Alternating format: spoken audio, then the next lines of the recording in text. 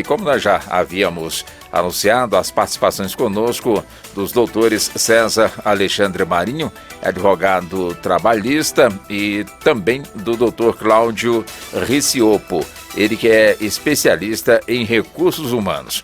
O assunto é justamente sobre a questão, enfim, para a pessoa melhorar aí as suas chances no sentido enfim, de ver aquela vaga que ele tanto almeja de trabalho, ele está ali tendo uma chance maior para poder ser o trabalhador ou a trabalhadora selecionado ou selecionado. Então será nesse sentido que nós vamos estar aqui abordando este assunto e também conhecendo as novas regras também da reforma trabalhista. Doutor Cláudio Riciopo, seja bem-vindo aqui ao nosso Justiça na Tarde, da Rádio Justiça, e muito obrigado por atender ao nosso convite, doutor Riciopo. Que nada, é um prazer estar com vocês da Rádio Justiça aqui.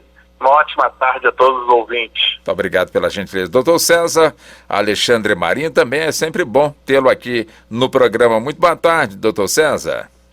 Boa tarde, Walter. Como sempre, um prazer falar com você e com os nossos ouvintes da Rádio Justiça. Deixa um abraço aqui para todos os ouvintes, para você e para o nosso amigo, doutor Cláudio aí. Tá certo, então. Então vamos nós aqui. O assunto é justamente este, não é?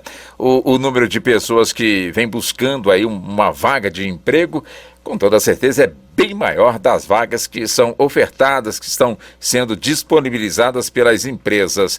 Agora a questão é justamente essa, para aumentar chances de ser aquela pessoa escolhida entre centenas e milhares de pretendentes e, claro, e ver aquela vaga lhe ser ofertada. Como se preparar? Eu só peço aos nossos convidados, fiquem à vontade com o tempo, mas se possível em 3 minutos, para que possamos então avançar e buscarmos realmente muitas informações para levarmos, portanto, aí ao nosso público ouvinte. Comece com o senhor, doutor Riciopo. Olha, de fato, o número de vagas ele é muito maior, muito menor do que o número de profissionais em busca de recolocação. Mas a gente tem que levar em consideração que muita gente hoje não possui um mínimo de empregabilidade. Empregabilidade são aqueles detalhes que vão contribuir com o processo de recolocação deles. Por exemplo, ter um currículo bem feito, um currículo adaptado à oportunidade, customizado à vaga, é algo muito pouco comum e é fundamental no processo de recolocação de um profissional. Hoje a maioria das pessoas vão pelo caminho mais preguiçoso, que é pegar um currículo genérico, um currículo padrão e utilizar ele como um panfleto, direcionando ele para todas as oportunidades. Muita gente, por exemplo, não usa o LinkedIn, não acredita na rede social LinkedIn, que para mim é uma das ferramentas que tem o maior volume de boas vagas hoje no mercado. Então não busca adentrar no conhecimento de técnicas de SEO, que são os mecanismos de busca para ser mais facilmente capturado por recrutadores, não quer entender o processo de indexação de palavras-chave para poder ficar à frente dos demais profissionais no processo de captação do seu perfil por recrutadores, ou seja, acreditam naquele velho formato da busca por recolocação do cadastrozinho da internet, e que com o tempo as coisas vão passando, né? Acho que tem muito a se investir em empregabilidade para não deixar com que essas poucas boas vagas deixem de ser fechadas também. Entendo. Doutor César, a reforma trabalhista de alguma forma facilitou justamente a questão de abertura de número de vagas para o emprego? Quer dizer, qual a importância também por parte do empregado, daquele que busca uma vaga para poder realizar ou desenvolver as suas atividades, como também o próprio empregador? A reforma trabalhista de alguma forma facilitou para ambas as partes, para quem emprega e para quem também busca este emprego, doutor César? Pois é, Walter, essa é uma questão que vamos debatendo aí ao longo desse período, mas olha que interessante, nós tínhamos uma reforma trabalhista que veio com um mote de fornecer muitas vagas de emprego ou muito número de carteiras assinadas, né? Quando, na verdade, logo após ali 2017, início de 2018, tivemos ali um período de dificuldades econômicas, onde a economia está estritamente ligada ao número de oportunidades de emprego. Ela não deslanchou para esse fim, né? Além de outras tentativas que o governo já teria lançado mão, como, por exemplo, o contrato verde e amarelo, outras formas mais facilitadas de contratação. Infelizmente, nós tivemos estes reveses quanto ao número de vagas de emprego ou número de carteiras assinadas, como eu costumo falar na área trabalhista. E aí, Walter, infelizmente, no começo de 2020 também veio uma pandemia em que levou, então, a quase a derrota total dessa oportunidade que a reforma trabalhista poderia trazer para os empregados os desempregados que procuravam um emprego. Mas eu corroboro e entendo perfeitamente o que diz o nosso debatedor quanto a essa questão da qualificação, sabe? Isso, Walter, é muito importante. Um currículo voltado para aquele cargo, para aquela função que está sendo oferecida pela empresa, uma qualificação profissional que o nosso mercado realmente desqualificado e muitas vezes não atende o número de vagas, mas porque muitas vezes os empregados, os candidatos ao emprego não estão ali efetivamente qualificados para aquela função e para aquele cargo. Entendo. Eu volto então com o Dr. Cláudio. Dr. Cláudio, o que impressiona numa empresa, principalmente no setor de recursos humanos, quando é apresentado um currículo? O que de fato chama a atenção num currículo onde a pessoa que o apresentou está em busca de uma vaga? Olha, depende do nível da oportunidade. Se a gente estiver falando, por exemplo, num perfil gerencial, um perfil múltiplo, ou seja, com conhecimentos distintos e habilidades extratécnicas, ou seja, não somente conhecimento na ferramenta X, Y, Z, é mais valorizado. Quando a gente vai buscar um perfil mais específico, um perfil mais técnico, geralmente, aí ferramentas, sistemas, conhecimentos específicos, técnicos, são mais valorizados até do que talvez habilidades pessoais. Entendo. Ainda nesse sentido, doutor César falou na questão da qualificação. Quer dizer, é importante que quem busca realmente essa oportunidade esteja realmente muito bem qualificado, em que pese que temos sempre também aquela máxima, não é? A pessoa que busca o seu primeiro emprego quer realmente mostrar a sua capacidade nesse primeiro emprego. Agora, quando lhe é exigido experiência, ela fica praticamente ali sem muita opção. Como é que o senhor também avalia essas duas questões, doutor Cláudio? Eu acho que o profissional que está buscando um primeiro emprego, ele também tem algumas alternativas para mostrar as suas habilidades. Por exemplo, se você teve uma atividade dentro da faculdade, participou de uma empresa júnior, você pode relatar a sua experiência dentro da empresa júnior da faculdade.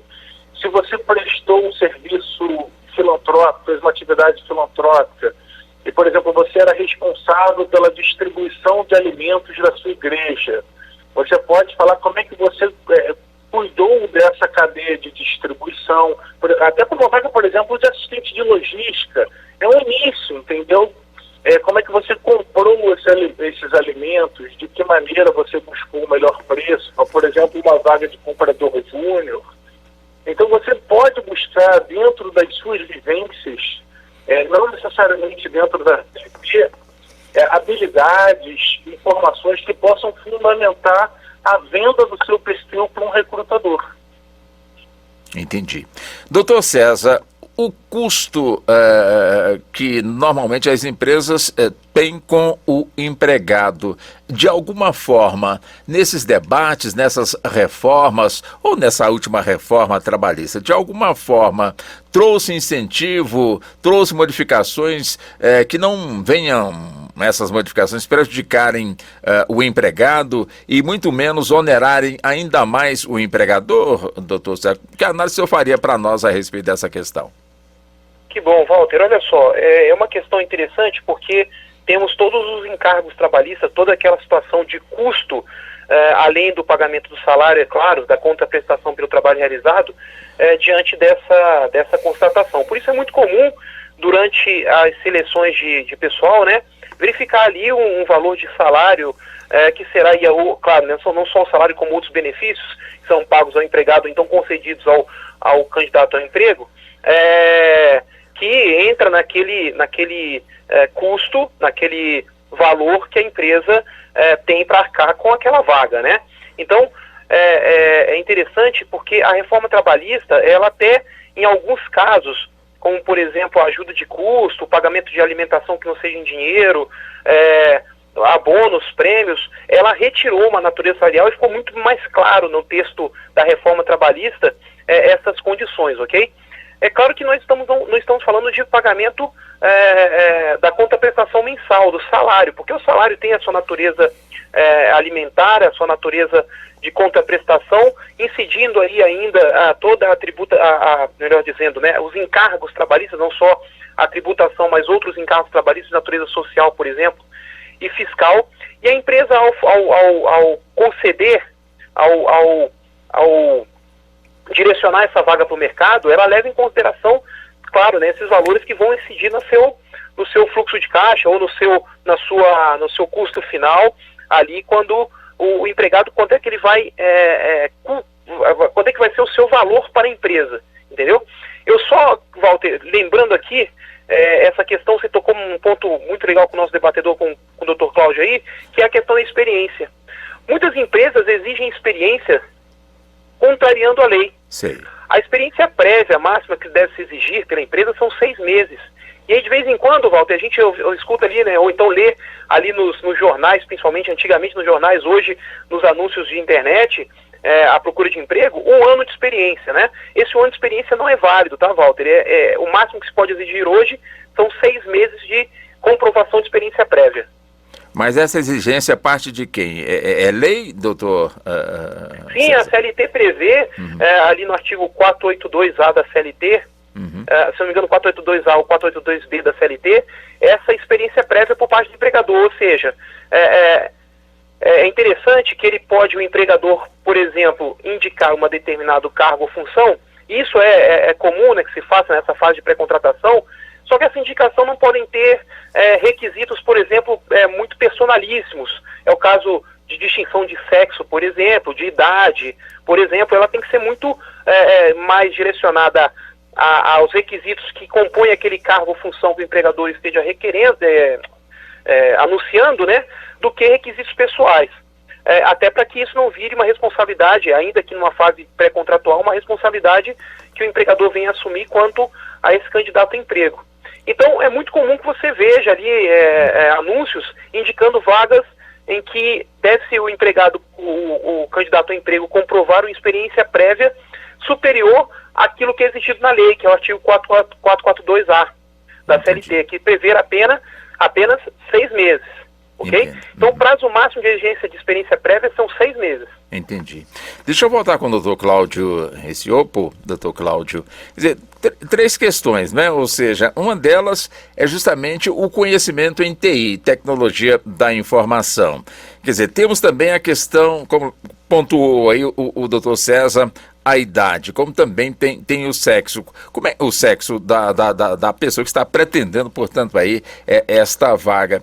Quer dizer, para a empresa que realmente está ali selecionando aquela pessoa, o que se observa? Ou seja, o sexo se observa, o gênero da pessoa se observa o gênero, a idade também se conta bastante, conhecimentos em TI também é uma realidade que não, de alguma forma, já é bem marcante também nesse item em que se avalia realmente aquele pretendente por um emprego, doutor Cláudio?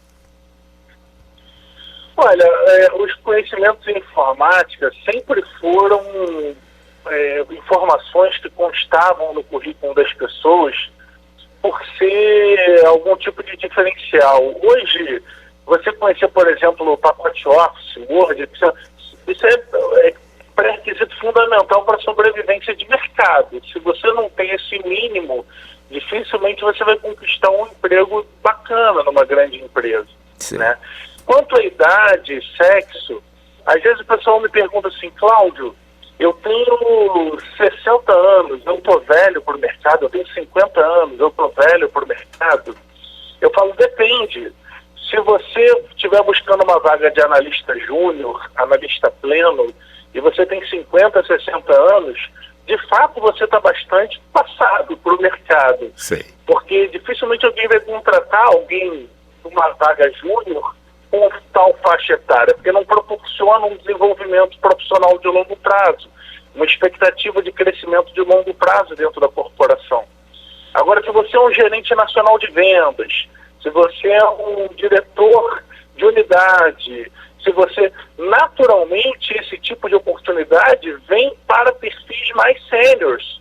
Então, a faixa etária ela é muito relativizada junto a de que cargo nós estamos falando, né? A empresa, eu não sei, o doutor talvez possa esclarecer melhor se dentro da legislação é possível algum tipo de limite de faixa etária, apesar de eu ver em diversas vagas esse tipo de observação. Uhum. Sobre sexo masculino ou feminino, eu não sei, talvez por uma vaga que dependa da força física, um profissional que trabalha no porto carregando. Fora isso, eu não vejo a distinção de sexo como algo que possa beneficiar a empresa de alguma maneira. Então deixa eu voltar com o doutor César, esse ponto que o doutor Cláudio levantou em relação à questão da idade. O que a legislação preconiza, doutor César? Pois é, Walter, não há na legislação trabalhista efetivamente um artigo que limite, por exemplo, idade, ou até mesmo a questão do gênero, ou seja, requisitos pessoais para aquela contratação, ok? É claro que existem exigências que o empregador pode fazer, e essas exigências estão voltadas principalmente à questão técnica do cargo que vai ser ocupado, ou seja, requisitos quanto, por exemplo, como muito bem lembrado aqui, né, a formação na área de tecnologia da informação e comunicação, ou conhecimento na área de tecnologia da informação e comunicação, alguma exigência específica, como é o caso, por exemplo, de advogados, né, inscritos na OAB, mas sem distinção de sexo, por exemplo, de gênero, e também sem distinção de faixa etária.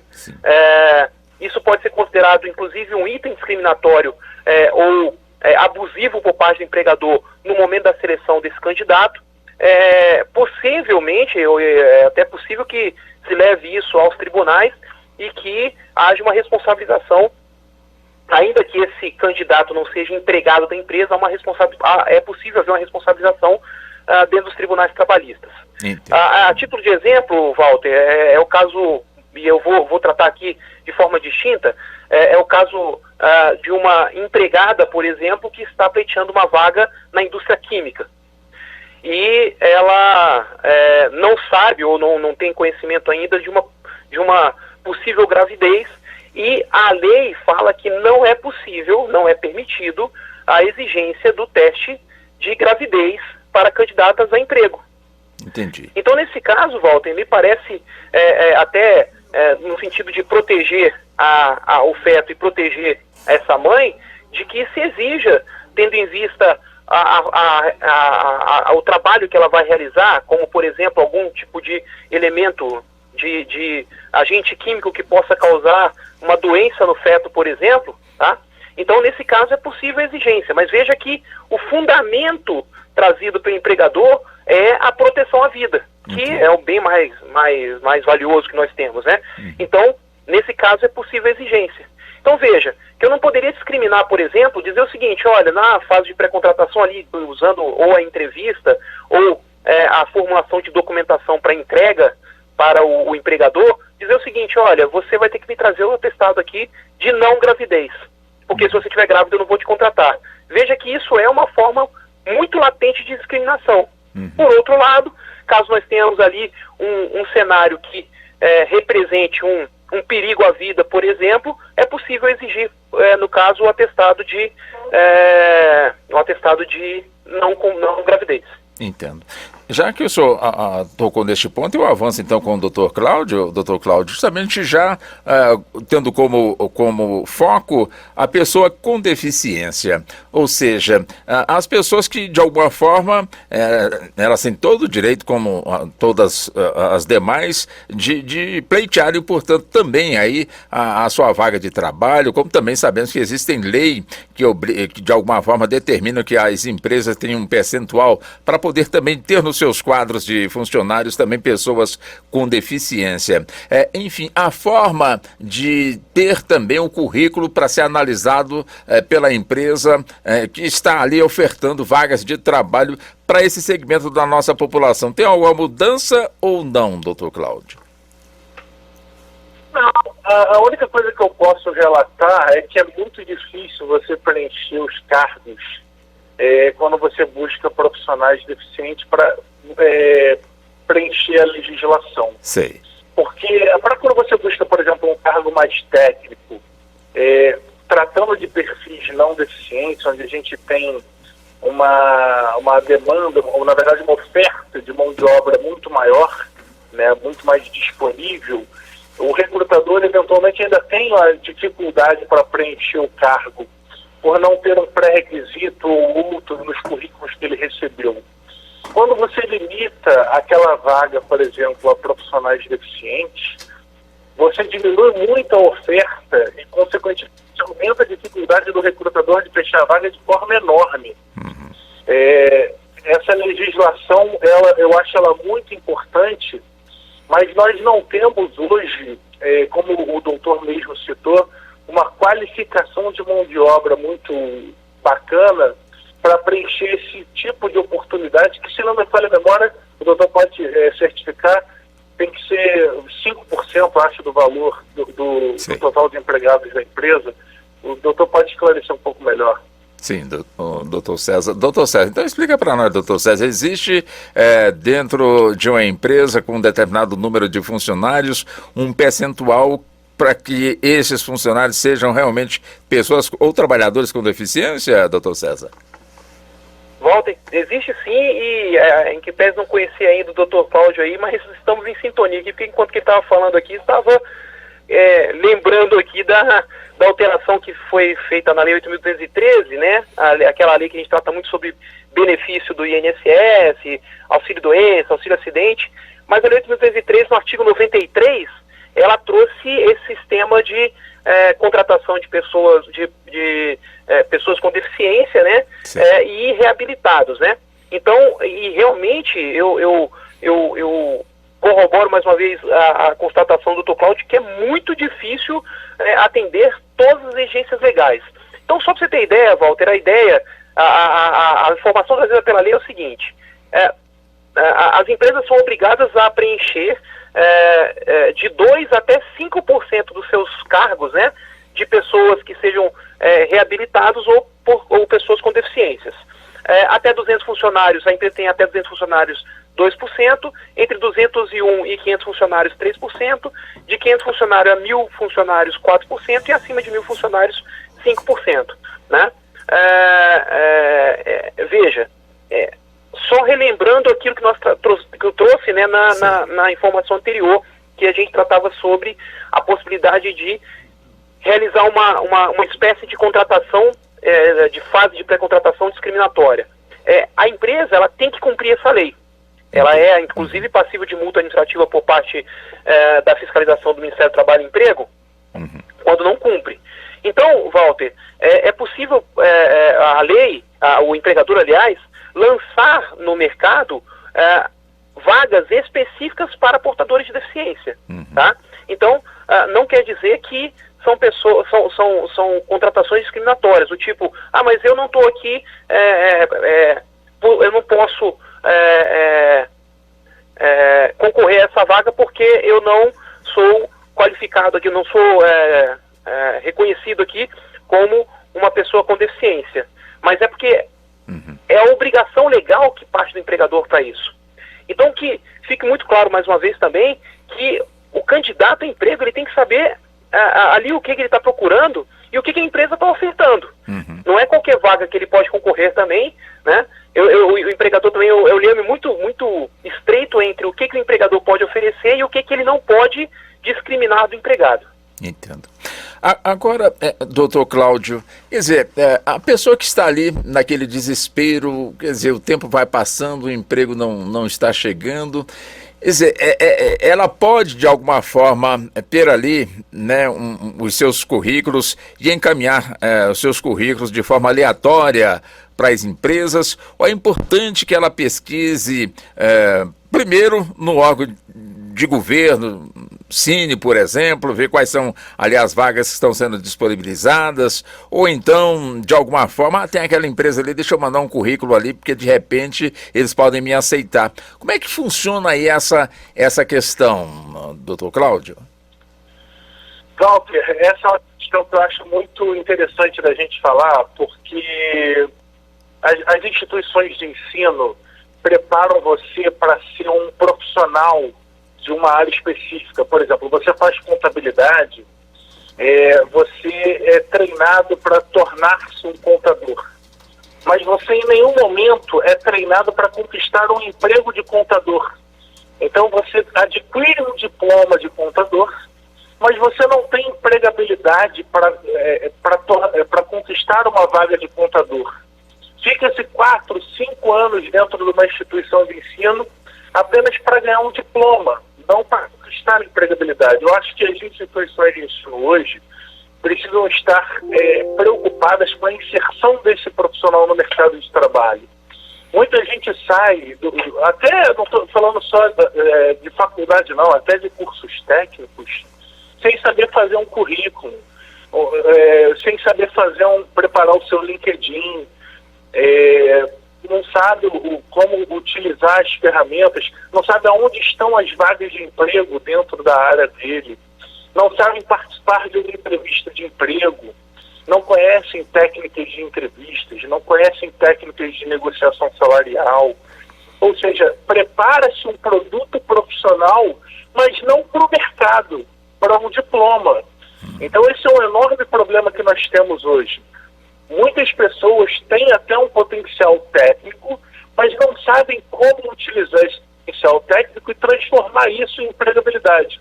Eu tenho uma frase que eu coloco até no meu livro, Emprego Certo, que emprego é consequência de empregabilidade. Se você não tem empregabilidade, você não conquista um novo emprego. Doutor César, para que possamos então encerrar, já que nós temos que estar avançando, gostaria apenas das considerações finais em 1 minuto, doutor César. Walter, mas vamos lá.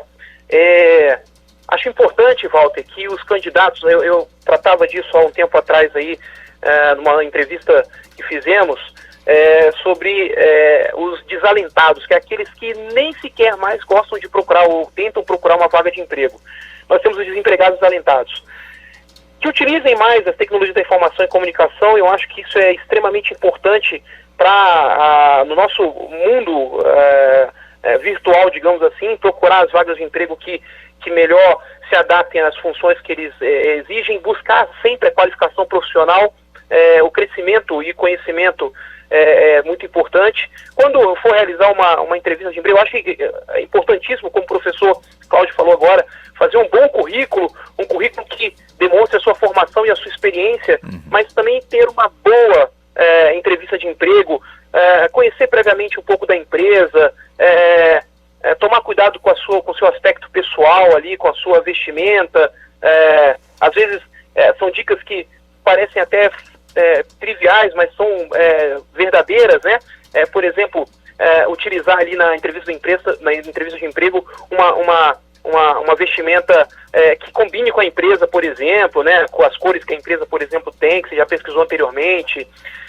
Tem ideias de negociação, que como muito bem tratou o nosso debatedor, mas é que a entrevista, Walter, ela vai dizer quem você é realmente. O seu currículo, eu acredito que mostra aquilo que você tem como formação profissional e a sua experiência. E a entrevista é a parte mais importante. Então, aquele momento em que você pode demonstrar quem você realmente é.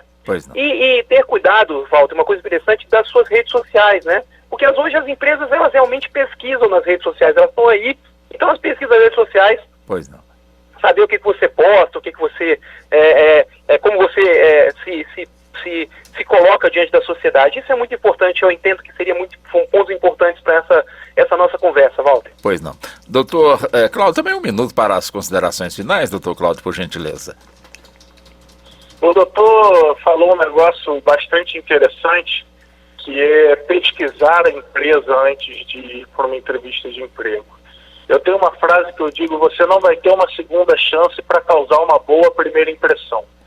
Então, antes de você participar de uma entrevista de emprego, busque conhecer a empresa, quais são os seus clientes, quais são os seus valores. Muitas das vezes eu já convidei profissionais candidatos para uma entrevista de emprego e falava assim: poxa, você conhece a nossa empresa, você deu uma olhadinha no nosso site, porque eu sempre oriento os candidatos antes de participar de uma entrevista comigo, eu ainda dou a dica, que conheçam a empresa, que visitem o meu site.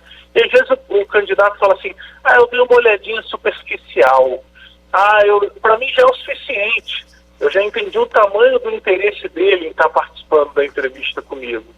Então acho que a entrevista ela começa antes mesmo da entrevista. Você precisa se preparar para ela. Sobre vestimenta, como o doutor falou, eu nunca vi dar errado uma calça social, um sapato e um blusão de mangas compridas. Eu nunca vi ninguém ficar mal vestido com esse tipo de vestimenta. Então é um formato que você vai estar sempre bem apresentado também para a empresa. E se você não souber o que fazer para capturar vagas, para conseguir participar de entrevistas de emprego, visto que mais de metade das boas vagas de mercado não estão disponibilizadas na mídia em geral, você pode buscar uma empresa de assessoria de carreira, uma empresa de outplacement. Existem empresas especializadas em dar apoio à recolocação de profissionais no mercado. Então também é uma estratégia para buscar furar um pouquinho a fila e chegar um pouquinho antes. Pois não. Doutor Cláudio, foi um prazer ter realizado essa entrevista com o senhor. Muito obrigado pela gentileza com a Rádio Justiça, doutor Cláudio. Prazer é todo meu, sempre que precisar, estamos agora. Muito obrigado ao senhor. Doutor César, também é um prazer também tê-lo aqui no programa. Muito obrigado, doutor César. Walter, como sempre, um prazer conversar com você e com os nossos amigos da Rádio Justiça. Deixo meu abraço para todos aí e caminhando agora para o final do ano. Muito obrigado ao senhor. Até uma próxima, doutor César.